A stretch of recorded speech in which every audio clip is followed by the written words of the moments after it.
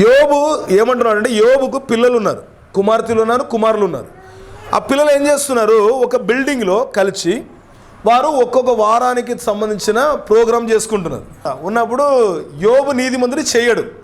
ఈయన కూర్చొని ఏం చేస్తాడంట, అలా ఒకవేళ నా కొడుకో కూతురో ఏదైనా తప్పులు చేశారేమో, వాళ్ళకి ఏమైనా అన్యాయం రావద్దు, వాళ్ళకి ఇబ్బంది కావద్దని చెప్పి వాళ్ళ కొరకు వాళ్ళ పేరులో ఈయన వారం ఏం చేస్తారంట, దహన బలి చేస్తారంట. సో దహన బలి చేస్తున్నప్పుడు దేనికి సాదృశ్యంగా చేస్తున్నాడు, తండ్రి అయిన దేవుడు తన కుమారుడును దహన బలిగా చేస్తున్నాడే. ఆ దహన బలి ఎందుకు చేశాడంటే, ఒకవేళ మన ప్రజలు, మన పిల్లలు ప్రపంచంలో పుట్టి పెరిగారు, ఏదైనా తప్పులు చేసేస్తే, మన నుంచి విడిపోతే, దూరం అయిపోతే, పరలోకం రాలేకపోతే ఏం చేయాలని ఒక్కొక్కరు బాధపడి ఆయన తీసుకువచ్చిన కార్యమే లిటరల్గా యేసుక్రీస్తు అనేటువంటి దహన బలి. హల్లెలూయా.